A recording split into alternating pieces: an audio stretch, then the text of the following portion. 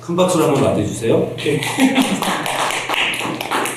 작가님 프로필은 간단히 말씀드리면 1983년에 춘천에서 태어나셨고요. 춘천에서 자라셨고, 그 다음에 2008년에 강원일보 신춘문예 그 회전의자라는 작품으로 등단하셨어요. 네. 그때가 이제 대학교 4학년이라고 하시더라고요. 네, 대학교 4학년 이제 졸업 이제 앞두고 있었던 시기였어요. 그때 당시가. 네. 네. 그 작품을 썼을 때 이제 전상욱 선생님께서는 미래가 있는 작가다 이렇게 쓰셨던 것 같아요. 그 심사평에서 보면. 그래서 그런 의미에서 보면 이제 작가님께서 계속 아주 멋지게 성장해 오셨는데요. 2011년에 장편소설 철수 사용 설명서로 오늘의 작가상을 수상하셨습니다. 그 다음에 거의 모든 거짓말, 또 밤이 9이라도, 그 다음에 이제 대한민국 도슨투어 공사 춘천, 그 다음에 최근에 단편집 높이밤을 내셨어요. 작가님 뭐 프로필에 대해서 한번 본인의 네. 얘기에서 더 붙여주시면 좋겠네요. 아무래도 춘천이니까 저는 대학교 다닐 때를 빼고는 계속 춘천에서 작업하고 춘천에서 계속 일을 해왔어요. 그래서 지금 말씀해주신 작품들도 서울에서 쓴 작품은 거의 없고요. 대부분 춘천 어느 카페에서나 혹은 지금 있는 시립도서관이나 청소년 도서관이나 또는 강원대학교 도서관 이런 쪽에서 보통 써서 아마 춘천에 대한 이야기가 더 담긴 작품들이 많이 있지 않나라는 생각도 해보게 됩니다. 근데 뭐 이야기는 좀 뭐 나중에 이야기 되는데 작가님이 이제 그 춘천의 다른 작가님들과 달리 춘천에 관한 이야기 썼다 하더라도 그분들이 굳이 춘천이 아니라고 하면 꼭 춘천이 도드라지는 않으시는 것 같더라고요. 네, 그래서 저를 이제 춘천에 있다고 알고 계시고 작품을 읽으시는 분이랑 그리고 그걸 모르고 읽으시는 분이랑 또 느낌이 조금 다르신 것 같아요. 그래서 모든 장소가 다 모든 배경이 다 춘천은 아니지만 소설 속에서 등장하는 주요 배경들이나 또 인물에게 가장 영향을 미치는 장소들은 사실은 춘천의 한 부분들이에요. 그래서 대놓고 춘천이다라고 언급을 하진 않았지만 아마 아시는 분들은 뭐 육림랜드도 있고 또 망대도 있고 또 역도 있고 아마 여기가 춘천 어디 거기쯤이겠구나라고 생각하시는 분이 계실 것 같아요. 밤이 9이라도에서는 유일하게 춘천의 지명을 하나를 공개적으로 문교동을 제시한 적이 있었는데요. 그때는 제가 대한민국 도스트 춘천 쓰면서 생각보다 이름을 사람들이 굉장히 다정하게 짓더라고요. 그래서 왜 우리가 아이 이름을 지을 때에는 아이의 장점도 아이의 미래를 위해서 긍정적인 의미를 담잖아요. 부정적인 의미를 담지 않잖아요. 근데 최근에 도로명 주소로 개편되면서 그 이름들을 누가 어떻게 짓나 따라가 보니까 당연히 그 동네의 가장 아름다운 모습 그리고 그 동네의 가장 매력적인 요소들을 의미를 담더라고요. 예전에 제가 운교동에 작업실이 있어서 운교동에서도 거주한 적이 있었는데 너무 좋은 동네였는데 한 가지 좀 아쉬웠던 점이 언덕이 너무 많더라고요. 그래서 2년 정도 있으면서 다음에는 언덕이 아닌 곳에서 살아보고 싶다는 마음이 있었는데 이사하기 전에 그럼 운교동은 왜 운교동일까 하고 찾아보니까 구름을 걷는 다리라는 뜻이더라고요. 그러니까 저한테는 그냥 언덕이 많은 동네였지만 누군가는 그거를 구름을 걷는다라고 표현하고 거기에 이름 붙이는 마음이 참 소중했던 것 같아요. 근데 운교동뿐만 아니라 춘천의 모든 지명들이 굉장히 아름다운 목소리가 담겨져 있어서 그거를 좀 소설 속에 표현하고 싶었어요. 뭐 작가님 작품들 중에 작가님 전체로 관통하는 이미지와 좀 달랐던 게 사실 저는 그 철수 사용 설명서였어요. 본인도 본인과는 본인 스타일로 다르게 썼다 이렇게 얘기는 하셨거든요. 네. 그때가 29살이었는데요. 소설을 쓸 때에는 순서를 정하는 게 참 어려울 때가 있어요. 어떤 여러 가지 소설을 준비하고 있을 때 뭘 먼저 써야 될지 뭘 나중에 써야 될지에 대한 고민이 깊을 때가 있는데 철수 사용 설명서는 사실은 그 시기가 아니면은 쓰지 못했을 소설이었던 것 같아요. 왜냐하면 29살은 그때도 그렇고 지금도 그렇고 제 또래 친구들은 저는 사실은 소설가를 준비하고 있었는데 제 친구 또래들은 이제 취업 준비에 굉장히 힘들 때였어요. 그래서 면접 때문에도 힘들고 뭐 적성 검사 때문에도 힘들고 자격증 때문에도 힘들고. 근데 이 얘기를 지금 보고 있는 29살 때가 아니면은 나중에 쓰면은 좀 속된 말로 꼰대 같을 것 같더라고요. 지금 제가 29살에 대해서 쓰면은 아무래도 꼰대처럼 보이지 않을 수는 없겠더라고요. 그래서 그 세대에 속했을 때, 그러니까 30이 되기 전에 이 소설을 쓰고 넘어가야겠다라는 생각이 들었는데요. 근데 저는 취업 준비를 하지 않고 저는 소설가를 준비하기 때문에 주변 친구들의 목소리나 또 고민하는 사람들의 다른 목소리들을 좀 더 귀 기울였던 것 같아요. 근데 그때 당시에 그런 청춘들에 대한 어려움, 그때도 그렇고 지금도 그런데 굉장히 소설 속에서 많이 등장하고 있는 소재였어요. 근데 이거를 좀 어떻게 다르게 할까라고 생각을 했다가 대부분 소설들은 우리는 그렇게 스펙으로 평가받을 수 있는 존재들이 아니야라고 외치고 있었거든요. 근데 저는 정반대로 생각해봤어요. 그냥 그래, 우리는 기계야, 하나의 부품이야. 그러니까 우리는 스펙으로 평가받는 그런 사람들이야. 인정해버리고 더 극단적으로 이미지를 끌고 나갔을 때 오히려 정반대의 주제가 더 강렬해질 거라는 생각이 들었어요. 그래서 우리는 기계가 아니야라는 목소리 대신에 그래, 우린 기계인 걸로 하자. 그래서 나는 가전제품이 아니지만 나에 대한 사용설명서를 쓰고 나에 대한 스펙을 쓰고 또 내 키, 나의 특장점들, 그리고 내가 잘할 수 있는 기능들, 그리고 나의 오류들을 사용설명서를 풀어나가는 인물이 있다면 오히려 그 인물에게 사람은 기계가 아니고 사람은 사람대로 봐야 되고 하는 그런 목소리가 더 강렬해질 거라는 생각에서 시작한 작품이었어요. 그래서 그 소설은 지금 있는 춘천 교육정보관 그쪽에서 많이 썼거든요. 그 근처에 작업실이 있어서. 그래서 늘 가방 속에는 늘 사용설명서가 잔뜩 있었어요. 그래서 그때 당시에는 만나는 분들마다 집에 사용설명서 있으면 좀 달라고. 왜냐하면 사용설명서 형식을 정확하게 이해를 해야 되니까. 근데 그걸 거기 안에서 취업 준비하시는 분들 굉장히 많았거든요. 자격증 준비하시는 분들이. 근데 어떤 분이 물어보시더라고요. 뭐 하는 사람인데 이렇게 하루 종일 사용설명서만 보고 있냐고. 뭐 밥솥 사용설명서, 뭐 청소기 사용설명서 이런 거 보고 있으니까. 그래서 그분은 제가 무슨 전자회사 이런 데 취직을 준비하는 분인 줄 아셨던 모양이더라고요. 그래서 그게 아직도 좀 인상적입니다. 네. 작가님이 그 철수 사용 설명서의 연애 모드는 아주 제가 엄청 웃었거든요. 과외 선생님하고의 에피소드는 제가 처음에 이해를 못했는데 하여간 엄청 웃었어요. 근데 이제 이게 좀 절판이 돼가지고 제가 이북으로 봤는데, 그래서 오늘 만약에 못 읽으셨다면 읽어보시면 그 재기발랄한, 또 본인이 그 내가 보기에 약간 마케팅적인 것 같긴 한데 하여간 머리 그 29살의 전서준 작가가 그때 생생한 모습으로 나와서 이게 또 그 당시 청춘들에 대한 고민을 얘기하는 것이 느껴졌어요. 그래서 아마 그랬던 것 같아요. 자, 그러면 그래도 오늘 이제 모피방에 관한 이야기를 좀 해보려고 하는데요.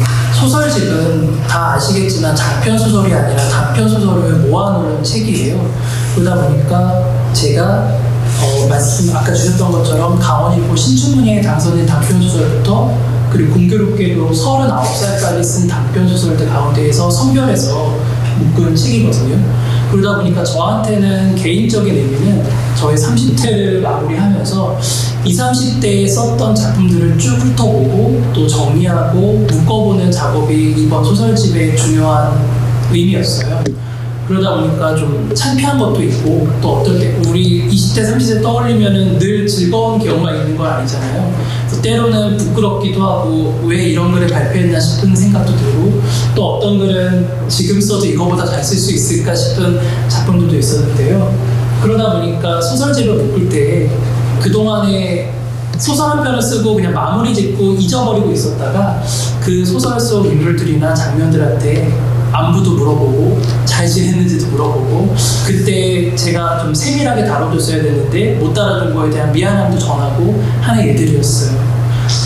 그리고 저는 소설을 쓸 때 공교롭게도 이름을 잘 지어주지 않는 편이었어요. 그래서 이유는 두 가지가 있었는데, 첫 번째로는 마감이 너무 촉박해서 이름까지 지어줄 시간이 없을 때가 좀 있었고요.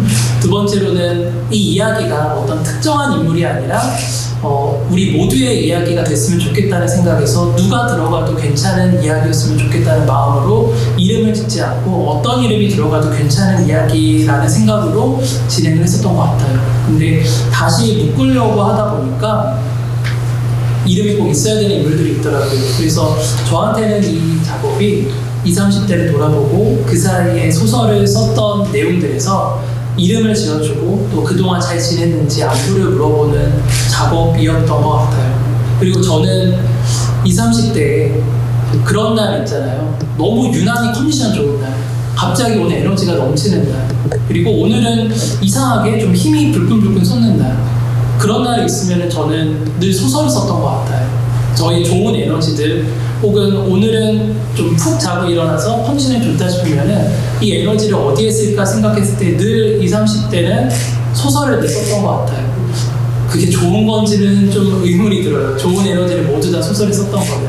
근데 지금 돌이켜서 이 소설집을 보면은 어쩌면 20, 30대의 저의 가장 에너지 넘치고 가장 활기찬 순간들이 이 소설집에 담겨져 있는 것 같다는 생각도 들더라고요. 그래서 표제작을 정해야 되는데 소설집은 사실 표제작 정하는 일이 되게 고민이 많이 돼요. 왜냐하면 보통은 표제작이 작품 제목으로 나가고 모든 분들이 표제작으로 표지를 처음 보시거든요. 그래서 표제작을 그동안 썼던 작품에서 한 작품 정하는 경우도 있고요. 아니면은 아예 상관없는 이야기를 정하기도 하는데 원래는 표제작, 후보 작품이 두 작품이 있었어요. 근데 고민을 하다가 편집자분이랑 고민을 하다가 모피방이라고 결정을 하게 되었는데, 모피방이라고 결정을 했을 때 좀 고민이 됐던 거는 잘 모르는 개념이실 거예요. 처음 들어보는 개념이셔서 모피파는 방으로 알고 계시는 분들도 너무 많이 있고, 또는 PC방의 한 약자로 보시는 경우도 많이 계시더라고요. 모피방은 좀 낯선 개념이고 우리나라에서는 좀 생소한 개념인데, 요즘 아파트들, 신축 아파트들이 많이 있죠. 근데 인테리어를 천편일률적으로 똑같이 들어가잖아요. 근데 아마 마음에 안 드시는 경우도 많을 거예요. 그래서 인테리어를 새롭게 뜯어 고쳐서 하시는 분들도 많이 계실 텐데, 그렇게 하게 되면 기존에 있었던 인테리어가 다 자원 낭비가 되잖아요. 그래서 중국에서는 아예, 우리나라에서도 조금씩 시작되고 있다고 해요. 중국에서는 아예 인테리어를 싹 하지 않고 그냥 방만, 아파트 자체만 분양하는 경우가 많다고 하더라고요. 그러니까 그 방은 싱크대도 없고 창문도 없고 방문도 없어요. 그리고 이런 전등도 달려있지 않아요. 심지어 현관문도 달려있지 않은 방이에요. 그냥 하얀 방일 뿐이에요. 근데 거기다가 이제 좀 싸게 나오죠. 인테리어를 안 했으니까. 그래서 그 방을 이제 들어가시면서 내 맘대로 좀 고급 자재로 싱크대도 다시고 현관문도 새로 다시고 또 창문도 예쁜 걸로 마음에 드시는 걸로 다시고 하는 의미로 나온 게 모피방이었거든요. 그래서 중국에서는 VIP를 위한 방이라고 하더라고요. 그러니까 좀 돈이 많으신 분들은 기존에 있었던 인테리어보다 좀 더 고급 자재로 인테리어를 하기 원하시니까 VIP를 위한 방이었는데, 현상이 좀 생각과는 다르게 흘러갔다고 하더라고요. 오히려 돈이 없는 사람들, 아파트를 사고 싶은데 돈이 좀 부족한 사람들이 모피방을 산다고 하더라고요. 어쨌든 기존 분양가보다는 좀 싸게 나왔으니까. 근데 모든 돈을 다 끌어모아서 요즘 말로 영끌을 해서 모피방을 산 다음에는 돈이 없으니까 인테리어를 할 돈이 없어요. 그냥 하얀 방인 채로 살면서 한 달 월급 받아서 문 한 짝 달고, 또 한 3달 월급 모아서 싱크대 달고, 또 2달 모아서 변기도 없거든요. 변기 달고 세면대도 달고, 이런 식으로 사는 사람들이 많아졌다고 하더라고요. 뭐든지 다 될 수 있었던 가능성이 열려있던 모피방이 누군가에게는 가능성이 모두 닫혀있는 상태에서 한 달 한 달 돈을 모아서 채워 넣어야 되는 공간으로 변질되었다고 하더라고요. 이 모피방이라고 하는 개념을 제가 얼핏 다른 이제 매체에서 듣고서 마음속에 간직하고 있었다가 소설로 쓰게 된 거는 저희 아버지 세탁소 때문이었어요.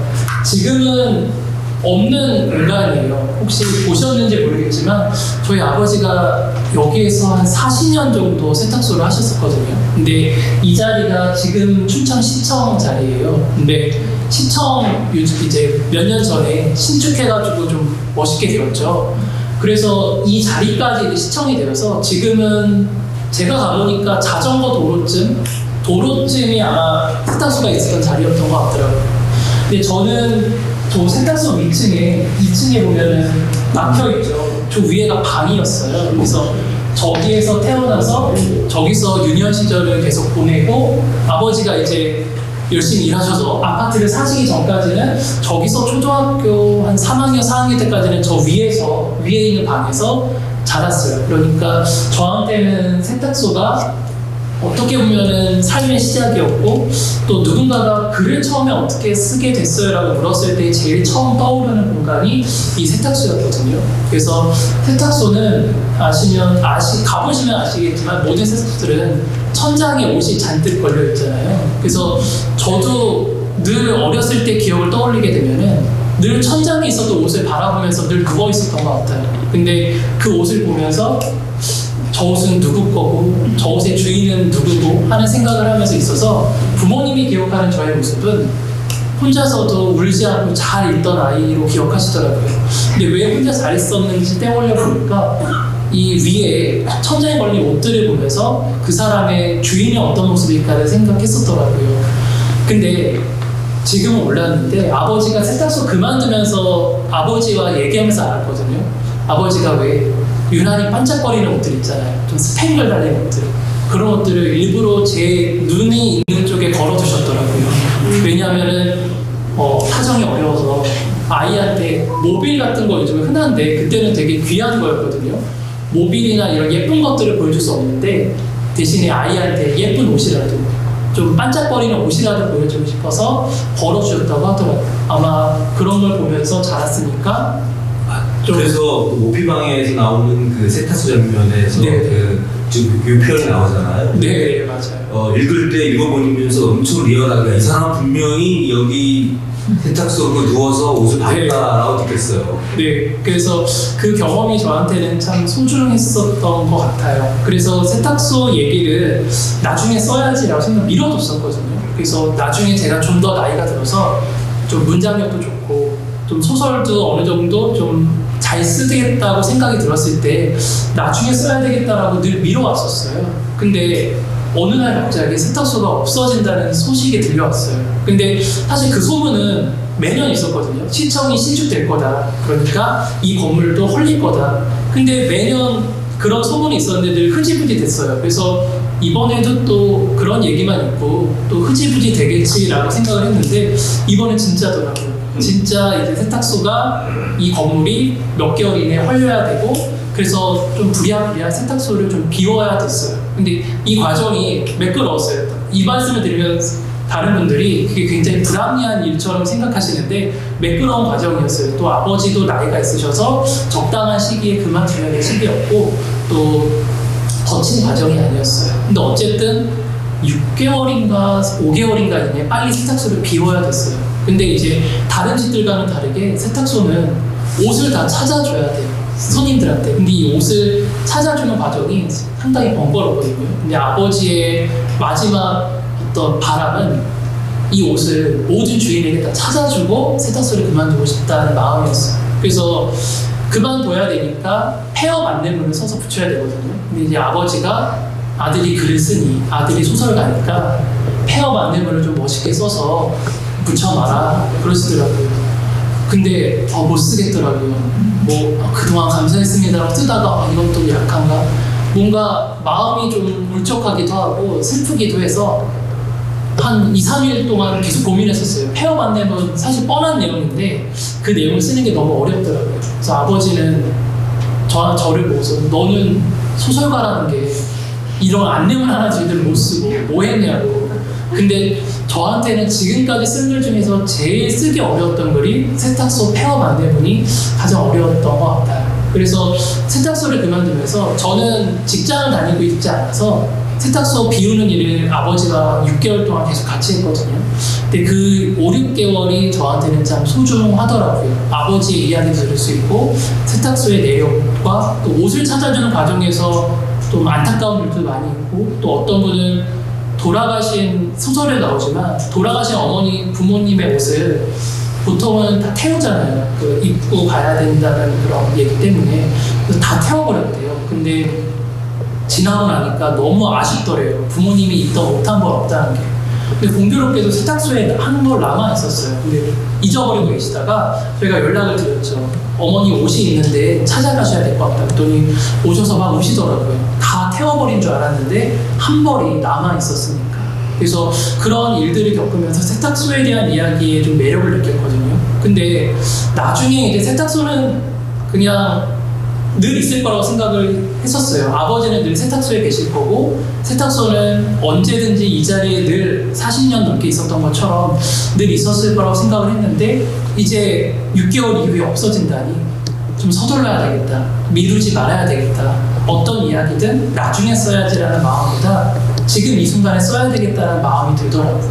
그래서 그때 당시에 목기방이라는 개념이 떠올라서 세탁소를 비우고 있는 화자의 장면과 그리고 모피방으로 이사를 가야 되는 또 화자의 모습을 결합시켜서 이야기를 쓰면 좋겠다 해서 나온 게 모피방이라는 소설이었어요. 네, 뭐 말씀하셨으니까 그 이제 세탁소에서 그런 얘기 있잖아요. 아버지가 네. 여기 중에 차마 버리지 못해서 세탁소로 가져오는 사람도 있다 이런 얘기 네. 있었죠. 네. 저는 이제 출전에서 헌책방을 하잖아요. 아, 네. 근데 저는 그 말이 너무나 와닿았어요. 저는 책은 제가 농담 삼아 이제 책 장례사라고 하는데 책을 좋아하는 사람들은 차마 그 책을 자기 손으로 못 버리는 거예요. 그러니까 그 책을 묶어서 저희한테 보내면 저희가 이거 사용할 것과 버릴 것을 구분해요. 근데 모피방이는 그 아버지한테 책을 그 옷을 맡긴 분 중에서도 네. 자기가 차마 그 옷을 버리지 못하니까 맡긴 거라고 아버지가 얘기하잖아요. 네. 그래서 굉장히 좀 같은 느낌이 들었어요. 그래서 사실 모피방은 되게 슬펐어요. 난 그래서 이 젊은 작가가 왜 이렇게 슬픈 걸 첫번에 썼을까였고, 그 다음에 이제 이렇잖아요. 이제 모피방은 아무것도 없고 세탁소는 이제 해체돼야 되니까 네. 세탁소가 해체되는 만큼 목욕이 채워가잖아요. 네. 그런 과정이니까 뭐랄까.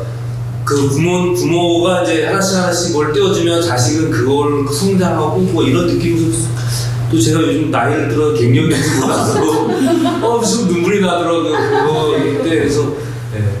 그래서 세대가 교체되는 이미지이기도 하고 그리고 제 또래 친구들은 요즘 깨닫는 게 아버지가 예전에 그래서 그랬었구나. 그리고 사실은 정말 싫어했던 아버지 모습이 어느 순간 나이가 들면 들수록 내 모습이 돼가는 그런 과정들을 깨닫는 친구들이 굉장히 많은 것 같더라고요. 저도 그렇고.